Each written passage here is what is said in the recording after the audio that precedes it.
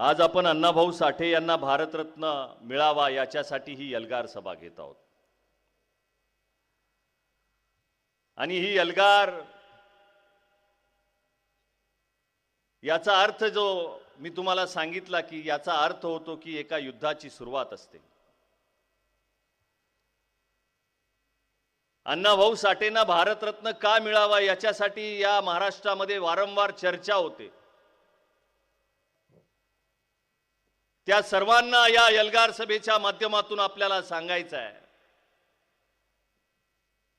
की सचिन तेंडुलकरला, लता मंगेशकरला या सगळ्यांना भारतरत्न दिला जातो,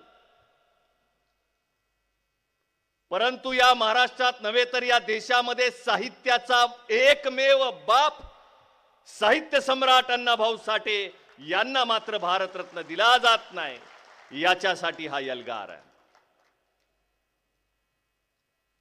मग भारतरत्न का पाहिजे आम्हाला अण्णाभाऊ साठेंना? 1.5 दिवस शाळेत जाऊन 35 कादंबऱ्या, माहितीये तुम्हाला सगळ्यांना, का दिला पाहिजे अण्णाभाऊ साठेंना भारतरत्न? ज्यांना अक्षरांची ओळख नाही, ज्यांनी शाळेमध्ये 1.5 दिवसाची शाळा शिकले, या 1.5 दिवसाच्या शाळेत जाणाऱ्या अण्णाभाऊ साठेनं 35 कादंबऱ्या, 14 लोकनाट्य, 13 कथा संग्रह, 10 पोवाडे, 7 चित्रपट कथा आणि 1 प्रवास वर्णन अशा साहित्याचा सम्राट असणारा, बाप असणाऱ्या साहित्य सम्राट अण्णाभाऊ साठेंना भारतरत्न का देऊ नये? ज्यांनी या महाराष्ट्रातल्या मातीचं दुखणं पूर्ण जगाच्या समोर मांडलं।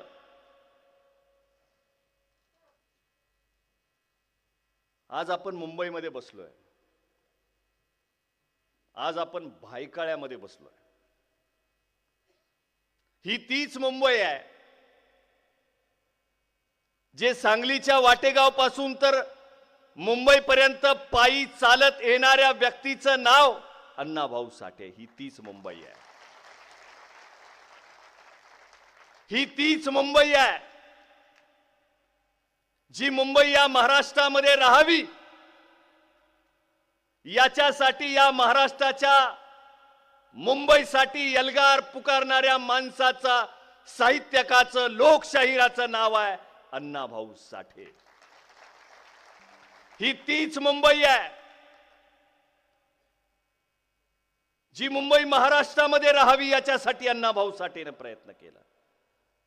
ही तीच मुंबई आहे जिथं अण्णाभाऊ साठेने कष्टकरी कामगारांसाठी लढे दिले। ही तीच मुंबई आहे जिथं अण्णाभाऊ साठेने आपल्या शाहिरीच्या माध्यमातून महाराष्ट्राचा संयुक्त लढा या महाराष्ट्राच्या मातीमध्ये लढला। संयुक्त महाराष्ट्राचा लढा अण्णाभाऊ साठेने या महाराष्ट्राच्या मातीमध्ये, या मुंबईमध्ये लढला।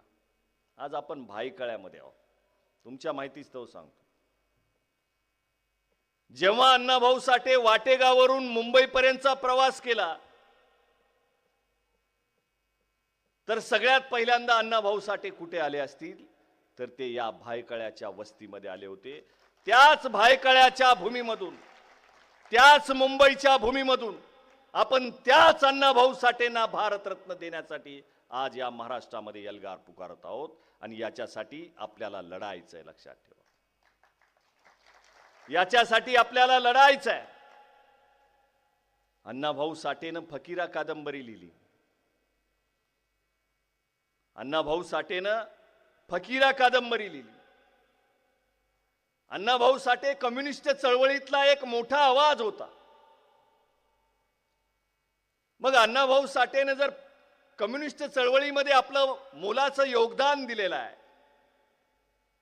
तर अण्णाभाऊ साठेंचं सर्वोत्कृष्ट लिखाण फकीरा कादंबरी ही माझ्यासारख्या तरुणांना जो प्रश्न पडतो की जर फकीरा कादंबरी आणि अण्णाभाऊ साठे कम्युनिस्ट आहेत तर मग अण्णाभाऊ साठेंनी ही कादंबरी मार्क्सला अर्पण करायला पाहिजे होती, ज्याच्यात ते काम करतात। फकीरा ही कादंबरी अण्णाभाऊ साठेनं लेनिनना अर्पण करायला पाहिजे होती, ज्याच्यामध्ये कम्युनिस्ट चळवळीमध्ये ते काम करत होते.